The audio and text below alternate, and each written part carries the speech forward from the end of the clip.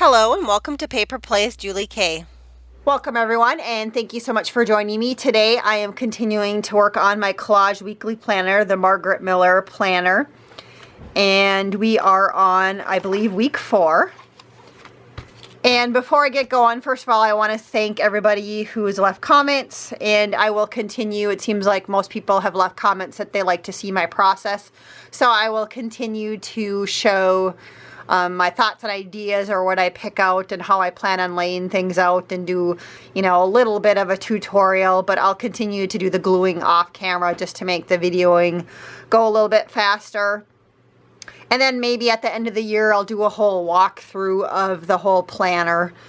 And so, but before I get going, I wanted to tell you guys, I've been having a ton of fun with this project, and I just wanted to give some tips or tricks maybe to some other people who have decided to start working on theirs.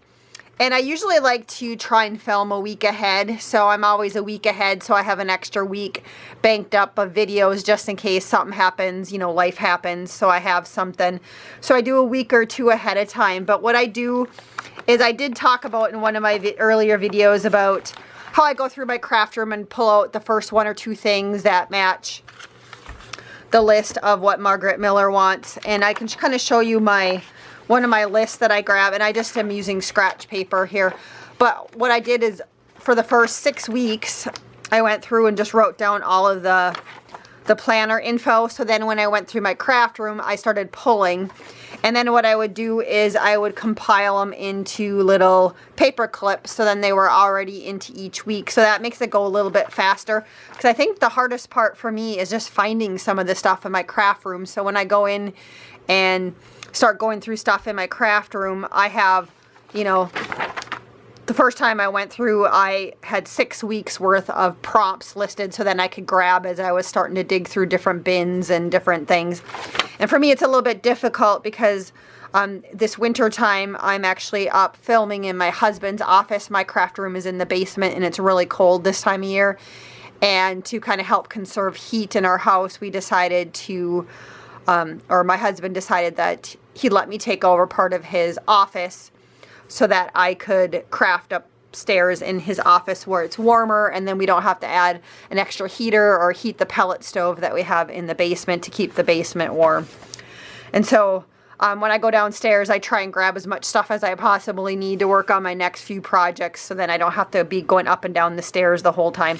So I did find it helpful to have my list and just go through and pull out several weeks at a time. So I did want to give that trick to everybody who might be following along and doing a planner also. And so getting back to the planner for this week, I am going to show you the prompts and what I pulled from my stash. So the first one is something fancy. And so I did pull out, I did have this beautiful lady who I think looks quite fancy. And this was left over from a journal that I created using antique papery digitals, and so I had already had her cut out, so it made it really easy. So I thought, well, she looks fancy, so I'm going to call her my something fancy. Something that starts with an H. The couple of ideas that came right up to the top of my head right away was house or heart, and I happen to have my heart die cut punch sitting on my table here, my work table, and so I just punched out the piece of scrap paper that I had sitting on my desk, and that's the heart that I made, is that one. So that's my heart for something H, part of a recipe. So I did find a recipe. I have a pile of recipes that were just some random recipes that I had picked up at the thrift store. So this one's for chocolate layer cake. So that's part of the recipe. A tree with fruit or blossoms. Now that one kind of threw me for a loop. I don't really have like any rubber stamps. I have rubber stamps with trees, but I don't think I have any that were like apple trees or anything like that. And so initially I was going to just skip that one and do the bonus, but then I just went through my craft room again to go through and grab a few more things for future weeks. And when I was doing that, I came across a couple of things because I kind of had it on my list of trying to specifically look for something with a tree or fruit blossoms. And I had a pile of papers magazine paper, or not magazine, but book papers that had like old like drawings and stuff of fruits and plants. Most of the stuff in there were flowers and plants, but these were like pictures from like 1887, 1891. And so they were from different plates of different stuff. And so I thought, well, maybe they would kind of work for a tree with fruit or blossoms, because they were branches. Like this one was an orange one. This one was a pear. And then I cut this one down already, because I think that's the one I'm maybe going to use. And it's a cherry one, because I know cherry trees are really pretty when they blossom. So I think I'm going to end up using this one. But I just wanted to show you how it started off looking. Is just some pages from a book that I had already cut up and tore up because I used the cover for something else, and then I've been slowly using some of these pages in different things in junk journals. And the only other thing I found, which I don't think I'm going to use, is I did have some really old graphic 45 paper, and it had all these diamonds on it, and some of them had flowers, but some of the diamonds had like fruits, so there was an orange or a lemon, and this one was a peach, because then I also thought I could use that, because that was the first thing I came across. But then I found these book pages, and so I think I want to use those, so I'm going to set these aside for something else. And then the next thing on the assignment is something torn. So one of my first ones in the planner, I had used the fairies up here, so this is torn. So I had this sitting on my desk and I pulled it out, but then again, when I was going through scrapbooking paper, I found this piece that was already torn too, and I think I'm going to use this one. I just like the look of this one with that fancy lady that I had picked out. So I'm going to go ahead and use this one somehow into my collage, and I'll set this one aside, and hopefully down the road one of the future prompts in here will work for this piece of paper. And then the last item was the bonus item, and I had pulled out stuff because I wasn't sure if I could find anything with a tree or fruit without having to print something off. So I pulled some things off, and I'll probably use at least one of these items. So something in an office. I did come across, I have scrapbooking paper that has like, you know, rulers on it, measuring tapes. I do use a ruler in my office because sometimes when I'm like doing data entry, I work for my husband and I do a lot of data entry. I do have a ruler, and I kind of go down his notes with it just to, so I know where I am on his notes, so I don't get lost. I move it down on the page. So like if this was the page, I was moving it down. So a ruler for me is kind of a standard in my office for what I do, unless we're out working in the field, and then our office is the car, and we have binoculars and birding books and notebooks and stuff like that. But for when I sit at a desk, that's something. I also found this in my stash. It's just papers with a paper clip, and that would be something you'd find in an office. I also found like a part of a calendar. I'd used the other half on something before, but I still had that piece left, so that would work also. A typewriter. I don't know how many offices nowadays have typewriters, but I did pull that out. And then I also had an image of a desk. And most offices, you have postage stamps, so I have postage stamps.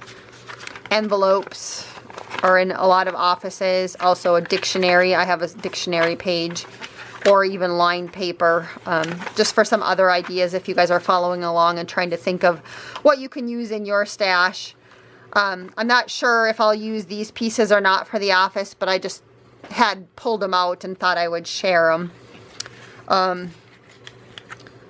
So I'm going to pull out these, and then we'll see if I incorporate anything else from that other pile into my collage.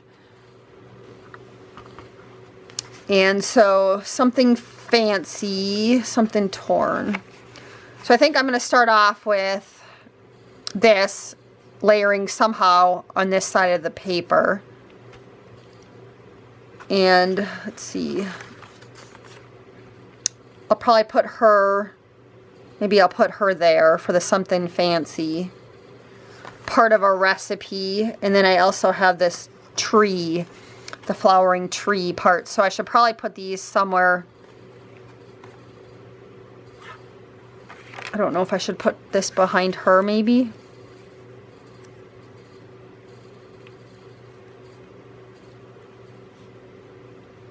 I usually like to start off with the bigger pieces and then work my way to the smaller pieces when I'm working on collaging, so I don't know what you guys like to do.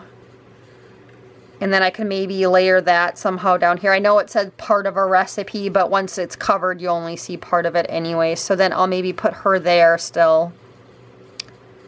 And I don't know if I do any more. I'm trying to decide if I want to see any part of the background paper or not.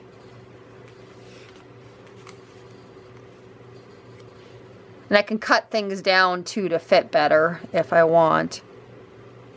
I kind of like that general layout there, and I still want to use this ruler for the something in the office. So I'll probably have to cut that down to fit, but I think if I just put that across the top, I think that'll work. And then the heart for the something that's with an H.